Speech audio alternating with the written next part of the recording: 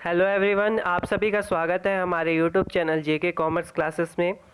जैसा कि इस चैनल पे हम लोगों ने एमसीक्यूज़ की सीरीज़ लॉन्च की है और साथ ही प्रीवियस ईयर्स के क्वेश्चंस भी सॉल्व करा रहे हैं।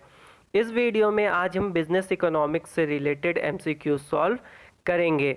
तो आइए स्टार्ट करते हैं हमारा आज का पहला क्वेश्चन। तो आज का हमारा पहला क्वेश्चन है, the demand curve product will shift outwards to the right fan. जो प्रोडक्ट की डिमांड कर्व है वो आउटवर्ड या राइटवर्ड शिफ्ट कब करेगी? तो इसका पहला ऑप्शन है the price of a substitute good rise, दूसरा है कंज्यूमर इनकम फॉल, तीसरा है consumer expect the price of the good fall in the future, चौथा है the price of the product itself fall. तो यहाँ पे जो डिमांड कर्व है वो आउटवर्ड शिफ्ट हो रहा है। इसका मतलब ये हुआ कि जो प्रोडक्ट की क्वांटिटी डिमांडेड है वो इंक्रीज कर रही है, जबकि प्राइस जो है वो कांस्टेंट है, जैसा कि हम यहाँ पे डायग्राम में देख सकते हैं। तो जो यहाँ पे प्रोडक्ट की क्वांटिटी डिमांडेड इंक्रीज कर रही है वो डिमांड के फैक्टर्स में चेंज होने की वजह से इंक्रीज कर रही है। तो आइए ऑप्शंस में देखते हैं और पता करते हैं कि वो कौन सा फैक्टर है जिसकी वजह से प्रोडक्ट की क्वांटिटी डिमांडेड इंक्रीज कर रही है। तो इसका पहला ऑप्शन है the price of a substitute good rise. जब सब्सटीट्यूट गुड की प्राइस इंक्रीज करेगी, तो इसका मतलब ये हुआ कि जब सब्सटीट्यूट गुड्स की प्राइस इंक्रीज करेगी तो अदर गुड्स जो है उसकी डिमांड इंक्रीज करेगी। तो इसका जो सही ऑप्शन है वो है ए। क्यों? क्योंकि सब्सटीट्यूट गुड की प्राइस में इंक्रीज होने की वजह से जो अदर गुड्स है उसकी डिमांड इंक्रीज कर रही है। क्यों? क्योंकि उसकी प्राइस इंक्रीज नहीं कर रही है, सब्सटीट्यूट गुड प्राइस की इंक्रीज कर रही है। तो इसका जो सही ऑप्शन है वो है ए। तब भी आइए बाकी ऑप्शंस को देखते हैं। दूसरा ऑप्शन है कंज्यूमर इनकम फॉल। यहाँ पे कंज्यूमर की इनकम डिक्रीज कर रही है तो इस वजह से प्रोडक्ट की क्वांटिटी डिमांडेड भी डिक्रीज करेगी। तीसरा है consumer expect the price of the good fall in the future. Consumer ये एक्सपेक्ट कर रहा है कि फ्यूचर में गुड्स की प्राइस जो है वो डिक्रीज करेगी और तभी कंज्यूमर उसकी डिमांड इंक्रीज करेगा। तो प्रेजेंट में जो कंज्यूमर है वो प्रोडक्ट की क्वांटिटी डिमांडेड इंक्रीज नहीं कर रहा है। और चौथा है the price of the product itself fall. जो प्रोडक्ट की प्राइस है वो अपने आप डिक्रीज कर रही है। तो यहाँ पे तो प्राइस का कोई रोल है ही नहीं, प्राइस कांस्टेंट है, तो इस वजह से ये ऑप्शंस भी सही नहीं होंगे। तो इसका जो सही ऑप्शन है वो है A, the price of a substitute good rise. Now our next question is, if the demand for a good is relatively price inelastic and its price rises, the revenue will। इस question में पूछा जा रहा है कि अगर किसी goods की डिमांड जो है वो रिलेटिवली प्राइस इनइलास्टिक है और उसकी प्राइस अगर इंक्रीज करती है तो रेवेन्यू पे क्या असर पड़ेगा। तो इसका पहला ऑप्शन है फॉल, डिक्रीज करेगी, दूसरा रिमेन कांस्टेंट, कांस्टेंट रहेगी, तीसरा है राइज, इंक्रीज करेगी, या चौथा depends on how supply responds, या सप्लाई पे डिपेंड करता है कि वो कैसा रिस्पॉन्ड करेगा। तो इस क्वेश्चन को सॉल्व करने के लिए आइए पहले रिलेटिवली प्राइस इनइलास्टिक का मतलब जानते हैं। जैसा कि हम डायग्राम में देख रहे हैं कि यहाँ पे जो क्वांटिटी डिमांडेड में चेंजेस हो रहे हैं वो चेंजेस इन प्राइस से ज़्यादा है। तो रिलेटिवली प्राइस इनइलास्टिक का मतलब भी यही होता है कि percentage change is quantity demanded is more than the percentage change in price. जो क्वांटिटी डिमांडेड में परसेंटेज चेंज होगा वो प्राइस के परसेंटेज चेंज से ज़्यादा होगा और इसी को हम रिलेटिवली प्राइस इनइलास्टिक कहते हैं। तो इस केस में अगर गुड्स की प्राइस बढ़ती है तो रेवेन्यू भी बढ़ेगी। तो इस क्वेश्चन का जो सही आंसर है वो है सी, राइज। मतलब इस केस में अगर गुड्स की प्राइस बढ़ती है तो रेवेन्यू भी इंक्रीज करेगी। क्यों? क्योंकि जो percentage change in quantity demanded है वो परसेंटेज चेंज इन प्राइस से ज़्यादा होता है और इस वजह से रेवेन्यू इंक्रीज करेगी। हमारा अगला क्वेश्चन है, which of the following option is not an example of market failure. इन चारों ऑप्शंस में से मार्केट फेल्योर का एग्जाम्पल कौन सा नहीं है। तो इस क्वेश्चन को सॉल्व करने के लिए आइए पहले हम जानते हैं कि मार्केट फेल्योर क्या होता है। इकोनॉमी में जब गुड्स एंड सर्विसेज का इनएफिशिएंट डिस्ट्रीब्यूशन होने लगे तब मार्केट फेल्योर की सिचुएशन क्रिएट होती है। ये सिचुएशन कई रीजंस की वजह से होती है, जैसे जब इकोनॉमी में रिसोर्सेज का अनफेयर डिस्ट्रीब्यूशन होने लगे या फिर इकोनॉमी में मोनोपोली की सिचुएशन क्रिएट हो जाए। या फिर लोग जब मेरिट्स गुड्स जैसे कि एजुकेशन के बेनिफिट्स को अंडर एस्टिमेट करने लगे, या जब डीमेरिट्स गुड्स जैसे कि सिगरेट्स के कॉस्ट को अंडर एस्टिमेट करने लगे, तब मार्केट फेलियर की सिचुएशन क्रिएट होती है। इस सिचुएशन में इकोनॉमी ना तो किसी गुड्स को प्रोड्यूस कर सकती है और ना ही किसी एक्सटर्नलिटीज़ को अकाउंट कर सकती है। तो आइए अब देखते हैं कि इन चारों ऑप्शंस में से कौन सा ऑप्शन या फिर एग्जांपल मार्केट फेल्योर का नहीं है। तो इसमें पहला ऑप्शन है failure to produce merit goods को प्रोड्यूस करने में असक्षम। हाँ, इस सिचुएशन में किसी भी गुड्स को प्रोड्यूस नहीं किया जा सकता, इसलिए ए ऑप्शन इसका एग्जांपल होगा। दूसरा है failure to produce public goods को भी प्रोड्यूस करने में असक्षम। हम इस सिचुएशन में हम किसी भी गुड्स को, चाहे मेरिट गुड्स हो या डीमेरिट गुड्स या पब्लिक गुड्स, हम किसी को भी प्रोड्यूस करने में असक्षम होते हैं, तो इसका भी ये एग्जांपल होगा। तीसरा है failure to firm to maximise its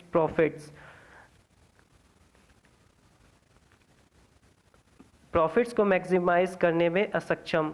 market failure में इसके बारे में नहीं कहा गया है, तो ये इसका एग्जाम्पल नहीं होगा।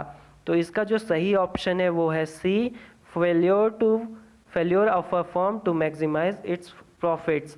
एक फर्म का उसकी प्रॉफिट्स को मैक्सिमाइज करने में असक्षम होना, ये मार्केट फेल्योर का एग्जाम्पल नहीं है। क्यों? क्योंकि फर्म चाहे तो अपने प्रॉफिट्स को इंक्रीज कर सकती है।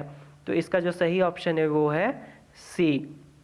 हमारा अगला क्वेश्चन है which of the following is an example of primary form of business activity.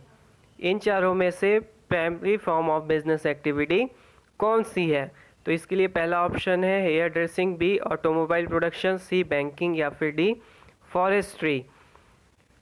Please आप लोग हर क्वेश्चन में वीडियो को पॉज करके क्वेश्चंस को खुद ट्राई किया करिए। तो इस क्वेश्चन को सॉल्व करने के लिए आइए पहले जानते हैं कि primary form of business activity क्या होती है।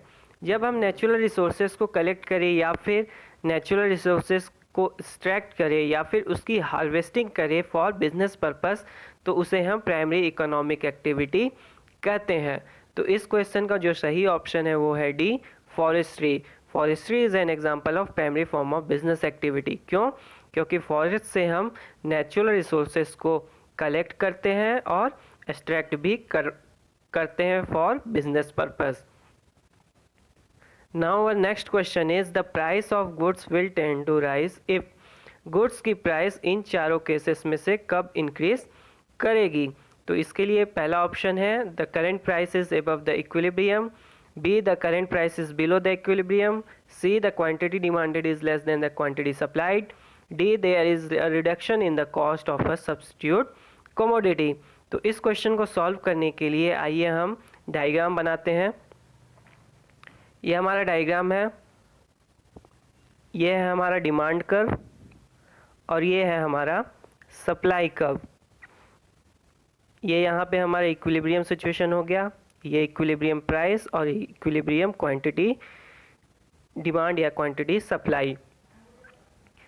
तो इस क्वेश्चन में ये पूछा जा रहा है कि गुड्स की प्राइस कब इंक्रीज करेगी। तो इसको सॉल्व करने के लिए आइए हम ऑप्शंस पे चलते हैं। हमारा पहला ऑप्शन है the current price is above the equilibrium. जब हमारा जो गुड्स की करेंट प्राइस हो वो इक्विलिब्रियम प्राइस से ज़्यादा हो, तो इस केस में यहाँ हम देख सकते हैं कि जो हमारा क्वांटिटी डिमांडेड है वो क्वांटिटी सप्लाई से कम है। तो जब गुड्स की क्वांटिटी डिमांडेड क्वांटिटी सप्लाई से कम हो तो इस केस में गुड्स की प्राइस डिक्रीज करती है, ना कि इंक्रीज करती है। तो इसलिए हमारा ए ऑप्शन गलत होगा। हमारा बी ऑप्शन है the current price is below the equilibrium. जो गुड्स की करेंट प्राइस है वो इक्विलिब्रियम प्राइस से कम हो, तो इस केस में हम यहाँ पे देख सकते हैं कि जो हमारी क्वांटिटी सप्लाई है वो क्वांटिटी डिमांडेड से कम है। तो जब क्वांटिटी सप्लाइड क्वांटिटी डिमांडेड से कम होती है तो इस केस में गुड्स की प्राइस इंक्रीज करती है। तो इसलिए जो हमारा सही ऑप्शन है वो है B, the current price is below the equilibrium. जब गुड्स की करेंट प्राइस इक्विलिब्रियम प्राइस से कम हो तो इस केस में गुड्स की प्राइस इंक्रीज करती है। Now our next question is productivity is measured by. Productivity को किससे मेज़र किया जाता है? तो इसके जो ऑप्शंस है वो है A the growth of output of a firm, the growth on profit of a firm, या फिर C total output upon total input, और आखिरी ऑप्शन है total amount of investment in capital goods. तो आइए सबसे पहले हम ये जानते हैं कि प्रोडक्टिविटी क्या होती है। प्रोडक्टिविटी वो एफिशिएंसी होती है जिसके साथ ऑर्गेनाइजेशन, इंडस्ट्री, फर्म या फिर इकोनॉमी अपनी इनपुट फैक्टर्स को आउटपुट में कन्वर्ट करती है। प्रोडक्टिविटी फिजिकल आउटपुट और फिजिकल इनपुट के बीच की रिलेशनशिप होती है। तो जो प्रोडक्टिविटी को मेज़र किया जाता है वो टोटल आउटपुट को टोटल इनपुट से डिवाइड करने के बाद डिटरमाइन किया जाता है। तो जो प्रोडक्टिविटी को मेज़र किया जाता है वो टोटल आउटपुट को टोटल इनपुट से डिवाइड करने के बाद डिटरमाइन किया जाता है। तो इसका जो सही ऑप्शन है वो है C, total output upon total input. जब हम टोटल आउटपुट को टोटल इनपुट से डिवाइड कर दे तो हमारा प्रोडक्टिविटी डिटरमाइन हो जाएगा। तो इसका जो सही ऑप्शन है वो है C. Now the next question is the main objectives of macro economic policy is. Macro economic policy के मेन ऑब्जेक्टिव्स कौन से हैं? हमारा पहला ऑप्शन है A high and stable level of employment, B a low and stable rate of inflation, C a stable and satisfactory rate of economic growth, D all of the above. तो microeconomic policy के जो main objectives हैं वो हैं कि जो employment level है वो हाई और स्टेबल होनी चाहिए, और इन्फ्लेशन रेट भी स्टेबल और लो होनी चाहिए, और जो इकोनॉमिक ग्रोथ रेट है वो भी स्टेबल और सेटिस्फैक्ट्री होनी चाहिए। तो इस क्वेश्चन का जो सही ऑप्शन है वो है D, all of the above. ये तीनों ऑप्शंस ही मैक्रो इकोनॉमिक पॉलिसी के मेन ऑब्जेक्टिव्स हैं। हमारा अगला क्वेश्चन है who was the first argued that the purpose of business was to make profit. सबसे पहले ये किसने कहा था कि बिजनेस का पर्पस प्रॉफिट अर्न करना है? तो इसके जो ऑप्शंस है वो है ए मिल्टन फ्रीडमैन, बी मैग्रेचर, सी एलन स्टेमनर, या फिर डी जॉन क्रेन। तो इसका जो सही ऑप्शन है वो है ए मिल्टन फ्रीडमैन। मिल्टन फ्रीडमैन ने सबसे पहले ये कहा था कि बिजनेस का जो पर्पस है वो प्रॉफिट अर्न करना है, और उन्होंने ये बात फ्रीडमैन डॉक्ट्रिन या फिर शेयर होल्डर थ्योरी में कही थी। Now one next question is what does the triple P और P3 initiative refer to. Triple P या फिर P3 इनिशिएटिव क्या है? इसके ऑप्शन है पहला public policy papers, B public private partnership, C private procurement production, या फिर डी पर्सनल प्रोडक्शन प्रपोजल। तो इसका जो सही ऑप्शन है वो है B, triple P public private partnership है। अब ये पब्लिक प्राइवेट पार्टनरशिप क्या होती है? Public private partnership public sector और प्राइवेट सेक्टर के बीच कोऑपरेटिव अरेंजमेंट है जो लॉन्ग टर्म नेचर का होता है। यह शहर की क्षमता में सुधार करने के लिए और प्रभावी रूप से संचालित करने के लिए बेहतर सेवाओं को लाती है। तो ये था हमारा triple P, public private partnership.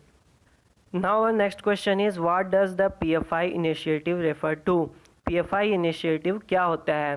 तो इसके जो ऑप्शंस है वो है A private finance initiative, B private physical initiative, C public financial initiative, या फिर डी प्राइवेट फाउंडेशन इन्वेस्टमेंट। तो इसका जो सही ऑप्शन है वो है A private finance initiative. PFI जो है वो प्राइवेट फाइनेंस इनिशिएटिव होता है। अब ये प्राइवेट फाइनेंस इनिशिएटिव क्या है? प्राइवेट फाइनेंस इनिशिएटिव वो प्रोक्यूरमेंट मेथड या खरीद विधि है जिसमें पब्लिक सेक्टर इंफ्रास्ट्रक्चर और सर्विसेज को डिलीवर या वितरित करने के लिए प्राइवेट सेक्टर इन्वेस्टमेंट का यूज़ किया जाता है। तो ये है private finance initiative. Now the next question is the term late industrialization refers to। late industrialization क्या है? तो इसके जो ऑप्शंस है वो है A the need to delay industrialisation because of its threats to the environment, B the problem faced by many developing countries as they seek to catch up to the levels of development of richer countries, C the belief that it is too late for many countries to industrialise, या फिर D that we are how entering a post industrialised world. तो late industrialisation क्या है? ये कहा जाता है कि बहुत सी कंट्रीज़ में इंडस्ट्रियलाइजेशन देरी से शुरू हुई थी और उसी कॉन्सेप्ट को लेट इंडस्ट्रियलाइजेशन कहा गया। बहुत सी डेवलपिंग कंट्रीज़ जैसे कि South Korea, Taiwan, Malaysia, India, तुर्की, थाईलैंड, ब्राज़ील, अर्जेंटीना, मैक्सिको, इन सब कंट्रीज़ में जो इंडस्ट्रियलाइजेशन स्टार्ट हुई थी वो 20th सेंचुरी में स्टार्ट हुई थी और इसी कॉन्सेप्ट को लेट इंडस्ट्रियलाइजेशन का नाम दिया गया।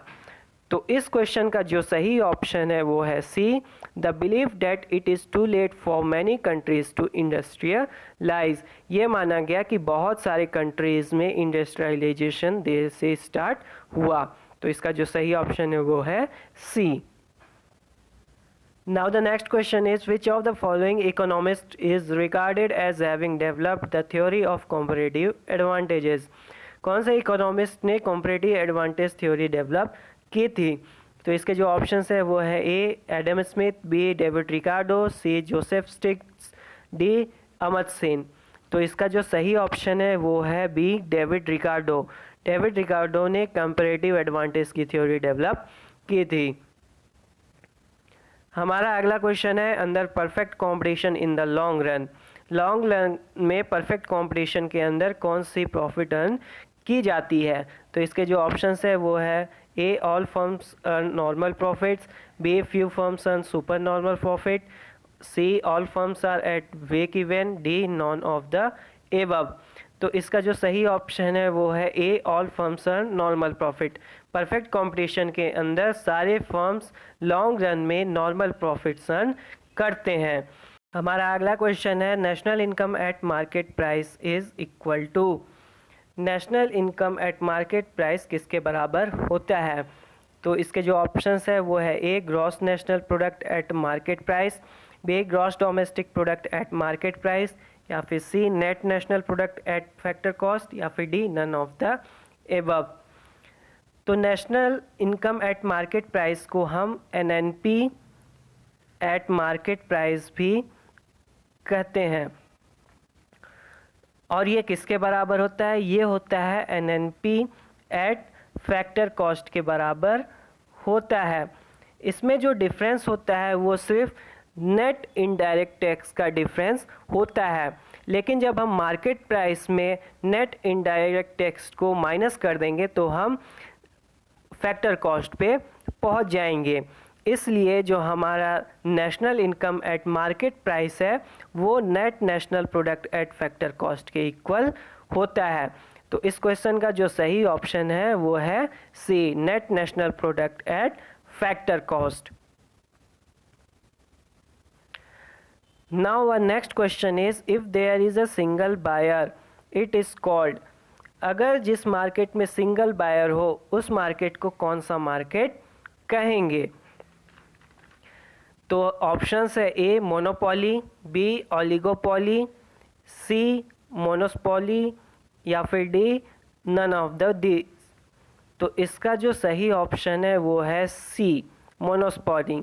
मोनोस्पोली मार्केट में सिर्फ एक बायर होता है जबकि सेलर्स कई सारे होते हैं और उस मार्केट को मोनोस्पोली मार्केट कहा जाता है। इस मार्केट में वेरी एक्सपेंसिव प्रोडक्ट या स्पेशल प्रोडक्ट्स बेचे जाते हैं। हमारा अगला क्वेश्चन है, a firm is having increasing returns to scale means. अगर किसी फर्म में इंक्रीजिंग रिटर्न्स टू स्केल हो रहे हैं तो इसका मतलब क्या है? तो इसके ऑप्शंस है A it is having increasing cost, B it is having constant cost, C it is having decreasing cost, और D none of the above. तो फर्म्स में जब इंक्रीजिंग रिटर्न्स होते हैं तो इसका मतलब होता है कि फर्म्स की जो कॉस्ट है वो डिक्रीज कर रही है। इसको समझने के लिए आइए हम कॉस्ट का डायग्राम बनाते हैं। यह हमारा एवरेज कॉस्ट और मार्जिनल कॉस्ट कर्व है। यहाँ पे मार्जिनल कॉस्ट जब डिक्रीज करता है तो इसका मतलब ये हुआ कि फर्म में इंक्रीजिंग रिटर्न्स टू स्केल है, इस वजह से जो मार्जिनल कॉस्ट है वो डिक्रीज करता है। मार्जिनल कॉस्ट कांस्टेंट होता है because of constant returns to scale, और मार्जिनल कॉस्ट इंक्रीज करती है because of decreasing returns to scale. तो यहाँ पे जो मार्जिनल कॉस्ट डिक्रीज करती है वो because of increasing returns to scale की वजह से डिक्रीज करती है। तो इस क्वेश्चन का जो सही ऑप्शन है वो है D, it is having decreasing cost. Increasing returns to scale का मतलब हुआ कि जो फर्म की कॉस्ट है वो डिक्रीज कर रही है। तो इसका जो सही ऑप्शन है वो है सी। Now our next question is production can be measured in terms of which of the following? Production को किस टर्म में मेज़र किया जा सकता है? तो यहाँ पे ऑप्शन है A total productivity, B marginal productivity, C average productivity या फिर डी ऑल ऑफ दीज। तो प्रोडक्शन को मेज़र करने के लिए हम टोटल प्रोडक्ट, मार्जिनल प्रोडक्ट और एवरेज प्रोडक्ट तीनों को कंसीडर करते हैं। तो इसलिए जो इसका सही ऑप्शन है वो है D all of these. Production को मेज़र करने के लिए हम टोटल प्रोडक्टिविटी, मार्जिनल प्रोडक्टिविटी और एवरेज प्रोडक्टिविटी तीनों को कंसीडर करते हैं। Now our next question is which is not covered under the scope of managerial economics? Managerial economics के स्कोप के अंडर किसको कवर नहीं किया जाता है? तो इसके जो ऑप्शंस है वो है A profit management, B accounting theory, C pricing policies या फिर डी प्रोडक्शन एनालिसिस। तो इस क्वेश्चन को सॉल्व करने के लिए आइए पहले हम मैनेजरियल इकोनॉमिक्स के बारे में जानते हैं। मैनेजरियल इकोनॉमिक्स के अंडर प्रैक्टिकल प्रॉब्लम्स को सॉल्व करने के लिए इकोनॉमिक कॉन्सेप्ट्स, थ्योरीज, टूल्स और मेथडोलॉजीज़ का यूज़ करते हैं। इकोनॉमिक थ्योरी और मैनेजरियल थ्योरी के बीच को कॉम्बिनेशन को भी हम मैनेजरियल इकोनॉमिक्स कहते हैं। तो मैनेजरियल इकोनॉमिक्स के स्कोप के अंडर इकोनॉमिक थ्योरीज और मैनेजरियल थ्योरीज को ही कंसीडर किया जाएगा। तो इसके मैनेजरियल इकोनॉमिक्स के अंडर हम अकाउंटिंग थ्योरी को कंसीडर नहीं करते हैं। तो इसका जो सही ऑप्शन है वो है B accounting theory. Managerial economics के स्कोप के अंडर हम अकाउंटिंग थ्योरीज को कंसीडर नहीं करते हैं। हमारा अगला क्वेश्चन है demand analysis includes. Demand analysis में क्या इंक्लूड होते हैं? तो इसके जो ऑप्शन है A demand forecasting, B demand elasticity study, C indifference curve analysis या फिर D all of the above. तो डिमांड एनालिसिस के अंडर हम डिमांड फॉरकास्टिंग को भी इंक्लूड करते हैं, डिमांड इलास्टिसिटी स्टडी को भी इंक्लूड करते हैं और इंडिफरेंस कर्व एनालिसिस को भी इंक्लूड करते हैं। क्यों? क्योंकि ये तीनों डिमांड थ्योरी से रिलेटेड हैं। तो इसका जो सही ऑप्शन है वो है D all of the above. Now our next and last question is law of demand applies. Law of demand क्या होता है? तो ऑप्शन है इसके A qualitative relationship between demand and supply, B qualitative relationship between price and demand या फिर C quantitative relationship between price and demand या फिर D quantitative relationship between demand and supply.